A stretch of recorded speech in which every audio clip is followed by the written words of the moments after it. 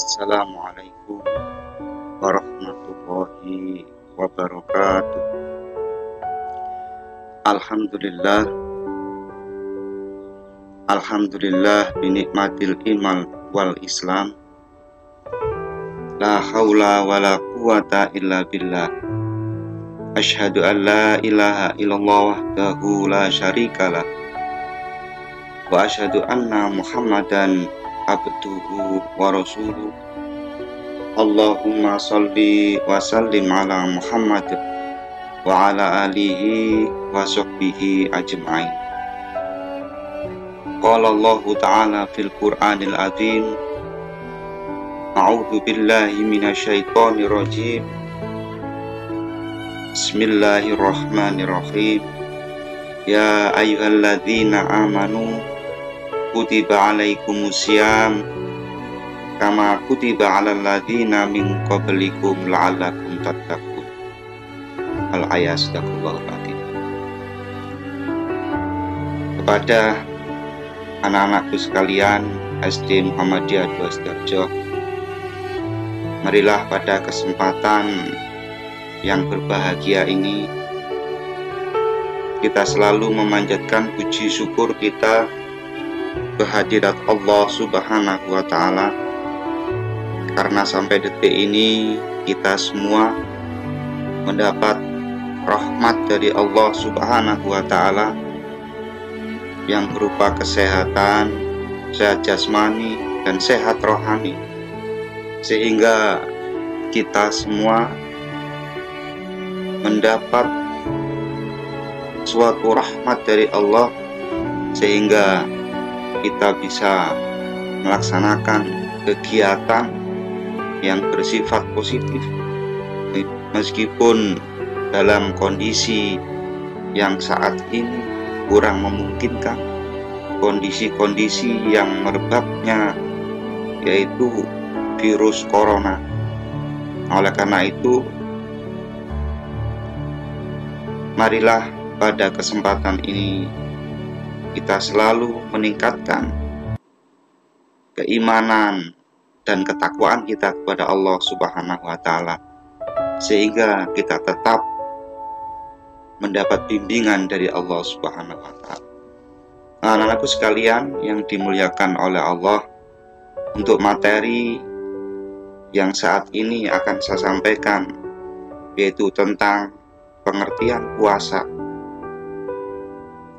Nah, perlu kita ketahui puasa dalam bahasa Arab itu disebut dengan shaum atau siam, artinya menahan. Nah, definisi puasa dalam syariat itu adalah beribadah kepada Allah Subhanahu wa Ta'ala dengan cara menahan diri dari segala hal yang membatalkannya, yang dimulai yaitu sejak terbit fajar, subuh, hingga tenggelamnya matahari yaitu maghrib. Nah, perlu kita ketahui bahwa dengan melaksanakan ibadah puasa, diri kita akan menjadi sehat.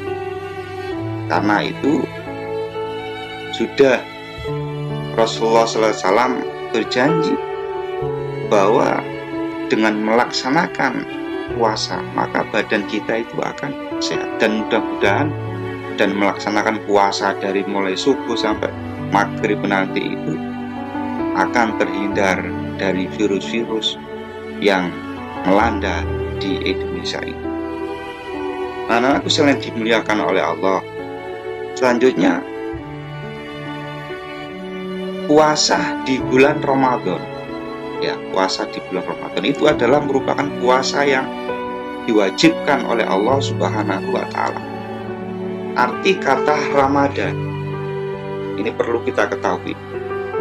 Ramadan sendiri itu diambil dari bahasa Arab, yaitu Ramadan atau Ar-Ramad, yang memiliki arti panas, membakar. Apa yang kita bakar? Yaitu membakar dosa-dosa kita yang sebelum berpuasa, sebelum kita melaksanakan puasa, kita melakukan perbuatan dosa, maka ketika di bulan puasa ini, di bulan Ramadan ini, maka arti Ramadan sendiri adalah membakar itu dosa-dosa. Dengan apa? Dengan melakukan yaitu amalan-amalan yang baik, yaitu amalan yang soleh, amalan-amalan yang mendapat perintah dari Allah Subhanahu wa Ta'ala, dan menjauhi yaitu apa yang dilarang oleh Allah Subhanahu wa Ta'ala. Nah, anak-anak sekalian yang dimuliakan oleh Allah, selanjutnya macam-macam puasa. Puasa itu terbagi menjadi dua macam, yaitu ada puasa yang disebut dengan puasa wajib dan puasa sunnah. Puasa wajib dalam hal ini adalah yaitu puasa Ramadan yang kita kerjakan saat ini. Itu namanya puasa wajib.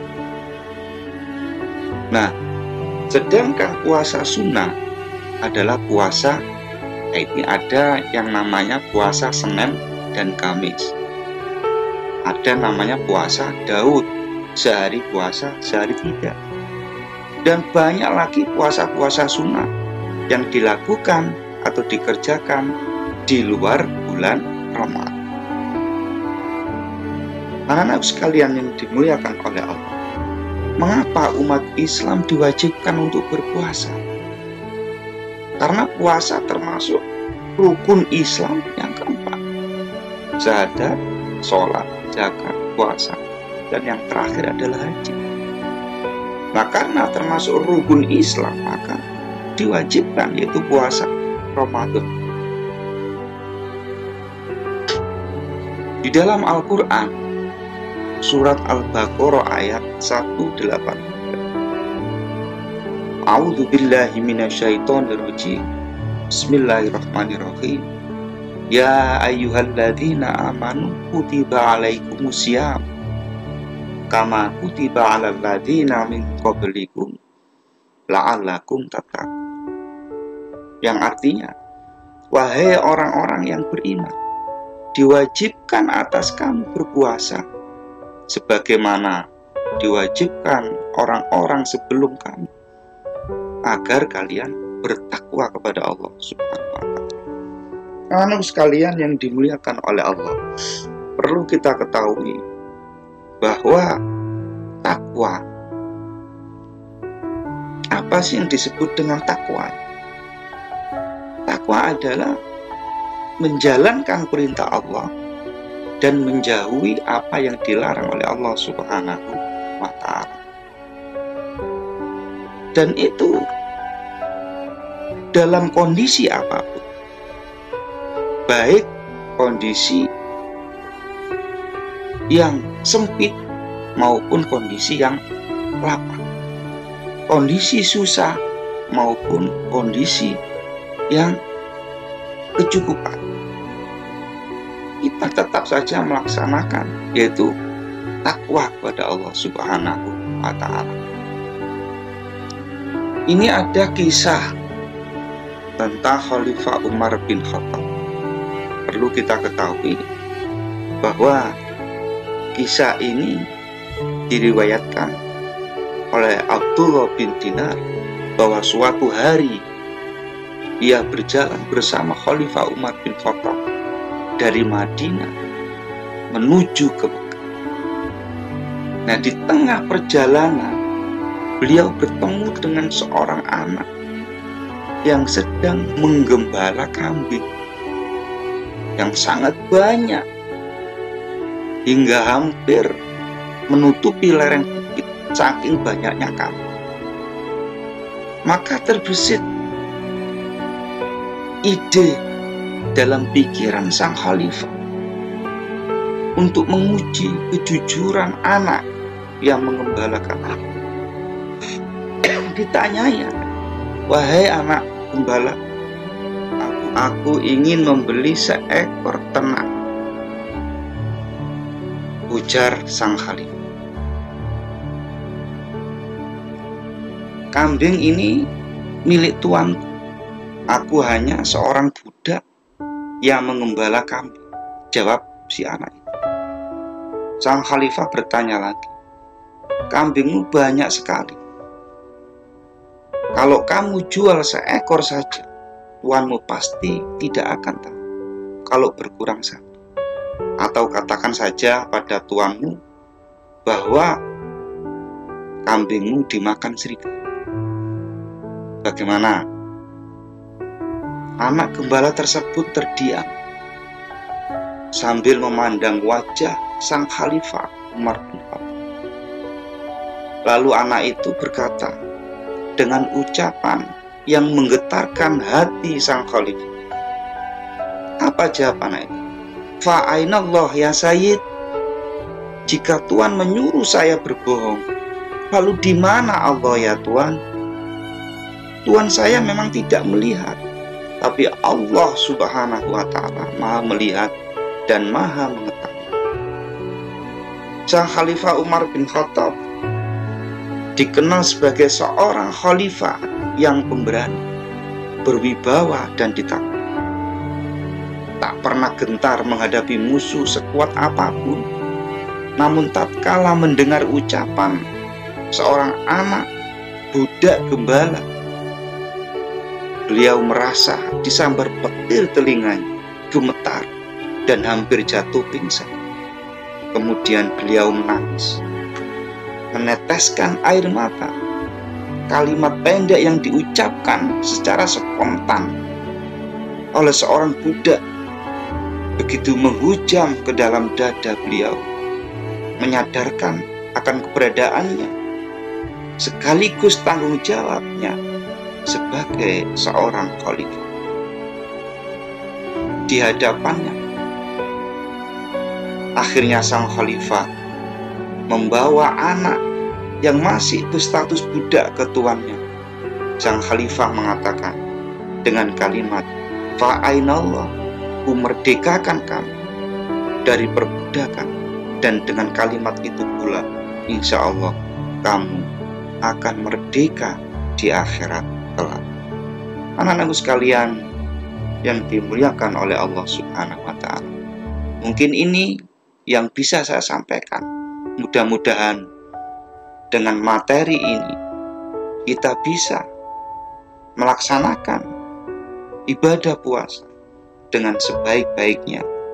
Mudah-mudahan puasa kita akan diterima oleh Allah Subhanahu wa Ta'ala dan kita akan mendapatkan titel yaitu la'allakum tattaqun, dan mudah-mudahan kita akan mendapat petunjuk dari Allah Subhanahu wa Ta'ala dan kita akan dibimbing oleh Allah Subhanahu wa Ta'ala dan kelak kita akan dimasukkan ke dalam surganya Allah Subhanahu wa Ta'ala.